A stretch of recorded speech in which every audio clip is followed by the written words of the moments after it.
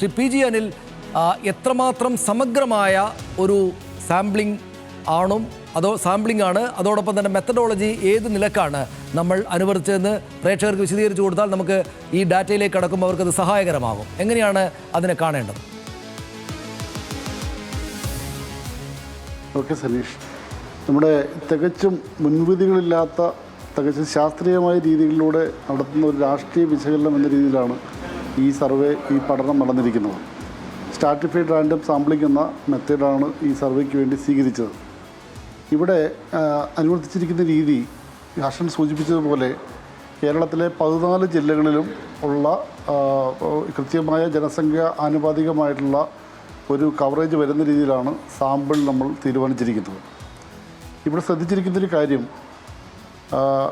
ഈ കേരളത്തിലെ നിയമസഭാ മണ്ഡലങ്ങളെ സ്ഥിര മണ്ഡലങ്ങളെന്നും അസ്ഥിര മണ്ഡലങ്ങളെന്നും തരംതിരിക്കുകയാണ് ആദ്യമായി ചെയ്തത്.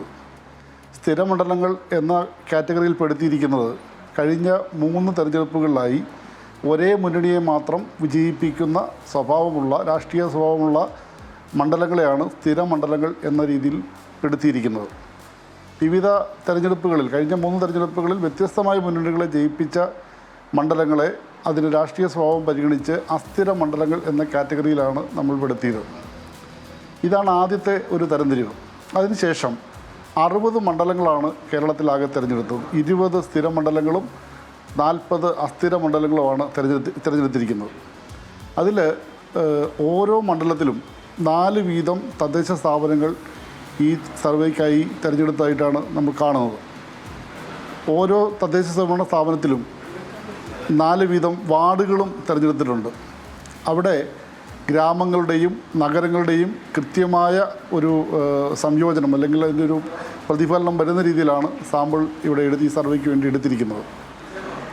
അതോടൊപ്പം ഏറ്റവും വലിയ പ്രത്യേകത, ഓരോ വാർഡിലും, ഒരു ഗ്രാമപഞ്ചായത്ത് അല്ലെങ്കിൽ തദ്ദേശ സ്വയംഭരണ സ്ഥാപനത്തിൽ 4 വീതം വാർഡുകൾ തിരഞ്ഞെടുത്തതിന് ശേഷം ഓരോ വാർഡിലും 20 വീതം സാമ്പിളുകളാണ് സെലക്ട് ചെയ്തത്.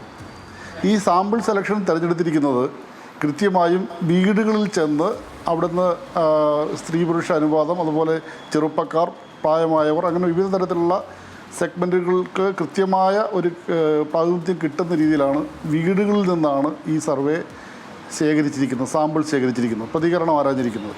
അതുകൊണ്ട് തന്നെ കുറച്ചുകൂടി ഉത്തരവാദിത്വത്തോടു കൂടിയ, കുറച്ചുകൂടി ഒരു ഉത്തരവാദിത്വമുള്ള പ്രതികരണങ്ങളാണ് ഈ സർവേയുടെ ഭാഗമായി കളക്ട് ചെയ്തതായിട്ട് മനസ്സിലാക്കുന്നത്.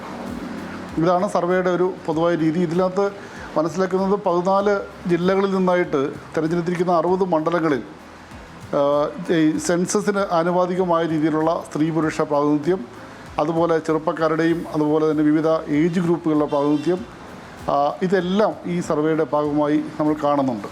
ഇപ്പോൾ തീർച്ചയായും തുടക്കത്തിൽ സൂചിപ്പിച്ചതുപോലെ ഏതെങ്കിലും ഒരു മുൻവിധിയില്ലാതെ അല്ലെങ്കിൽ ഒരു സമഗ്രമായ രാഷ്ട്രീയ വിശകലനം, സ്വതന്ത്രമായ നിഷ്പക്ഷമായ ഒരു രാഷ്ട്രീയ വിശകലനം എന്ന രീതിയിലാണ് ന്യൂസ് മലയാളം ഈ സർവേ സംഘടിപ്പിച്ചതായി മനസ്സിലാക്കുന്നത്.